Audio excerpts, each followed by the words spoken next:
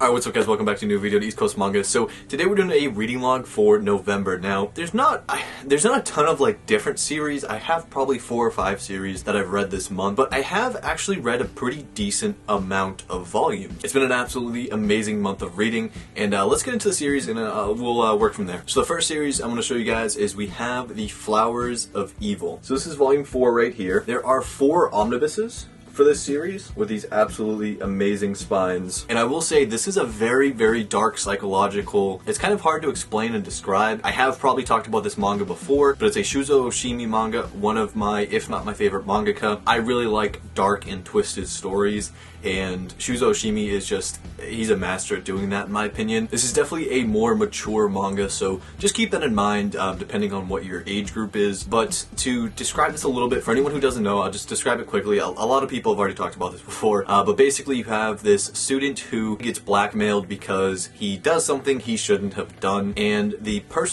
other classmate who's blackmailing him is this just absolutely insane girl, and throughout the blackmailing he has to do a bunch of really crazy things, and at the same time he's also trying to form a relationship with another classmate, but the classmate who's blackmailing him doesn't really like that. And the story just goes onto this absolutely insane road of just psychological torture. And I'm sure I've already explained this before, like I mentioned, but if you are into dark psychological manga, I do recommend this. Highly, highly recommend this. You know, there's not going to be like a ton of violence or death or, you know, that kind of stuff. It's more just a manga that kind of messes with your mind, and there's just so many like WTF moments. And next we will continue on the road with Shuzo Oshimi. We have Blood on the Tracks, Volume 3. Now this is one of 2 series that is still currently being printed in English. This one, so we're on Volume 3. There's probably going to be 10 volumes. It's already finished in Japan. I think it was finished a while ago.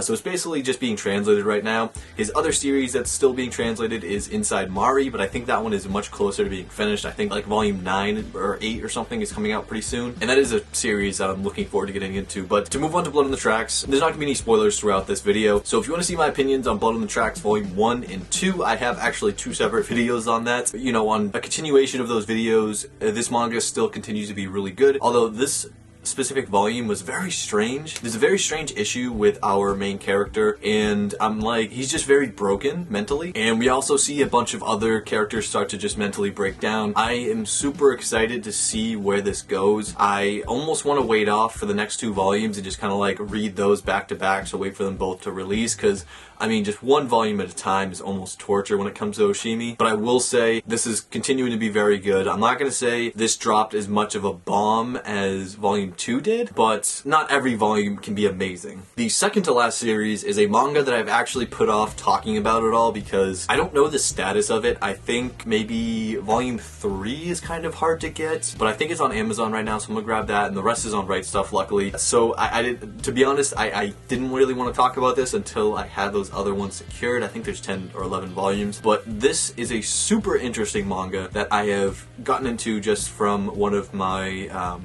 manga shopping vlogs, which you guys are actually going to see this before that video releases, but it's fine. We have Ikigami, The Ultimate Limit. This is a very, very interesting concept manga. So this is Volume 1 right here. I haven't looked it up, but I'm sure this probably has an anime because it just seems like a manga that would have an amazing anime or a really interesting anime. This has also a very good score on Mal, but I really hadn't heard anyone talk about it before. It's a similar concept to a lot of different movies and maybe TV shows. It's essentially about government control over the population size. But let me read the back for you guys real quick. I think it'll make more sense. So it says, "Dear citizen, thank you for your loyalty. You've no doubt noticed that the world is a troubled place. People are apathetic, lazy, unmotivated. You've probably asked yourself, why isn't anything being done to stop this systematic decline? Rest assured that measures are being taken. Beginning immediately, we will randomly select a different citizen each day who will be killed within 24 hours of notification. We believe this will remind all people how precious life is and how important it is to be productive and active member of society." So essentially, an Ikigami is this card that basically the company sends out these agents to give people Ikigami cards, and those cards just is a notification that you're going to die in 24 hours. Now, this is already predetermined because as you're like a young child in school, they automatically inject you with something which you never know if you're actually going to be chosen to die, and if you are chosen to die, it's typically, I think, when you're like a teenager or like early 20s. And the 24-hour notice is basically just because, like, if they gave you a week notice, you'd probably do crazier things, or if you knew like way in advance that you're going to die at this time, you'd probably go off the rails and just do absolutely insane stuff. So the 24 hours is to try to cut down on that. And I think the word I was actually looking for was population control, I guess. So it's really a population control manga, as well as like the government forcing you to be grateful of them for letting you live, essentially. It's very, very cool. I love concepts like this. So far, it's been really good. I have waited to read Volume 2. I read Volume 1, but I've been waiting to read Volume 2 until I get some more. Volume 1 focused on a couple different stories. So our main character is one of the guys who gives these Ikigami cards, but he's really more of like a background character right now because it focuses on different stories of different people who are getting these cards. Volume 1 had, I think, 2 different stories, maybe 3, and then they all kind of tie in at the end of each story to the guy who had to deliver the card, and you learn some background stuff, and it's just very, very interesting. And then the last manga series that I have read this month is Dorohedoro. Now, this is Volume 12. And I have read 1 through 12 this month, which, like I said, it's not a ton of series, but I mean, let me show you guys for a second. Like, between the couple manga volumes that I showed you earlier, and then now this, it's a pretty decent month for reading.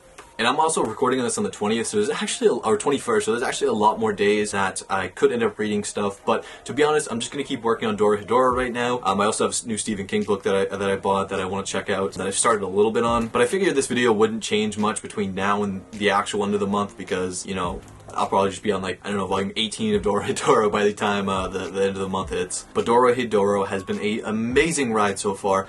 I've had so many people recommend it to me, and I've had it not too long, actually, maybe a month or so. And everything about it is fantastic. I'm loving the characters. The artwork is amazing. It's very dark. It's very gritty. It takes a little bit, like maybe half a volume to kind of get into. But then once you get into it, you're like, this is amazing. This is easy to understand.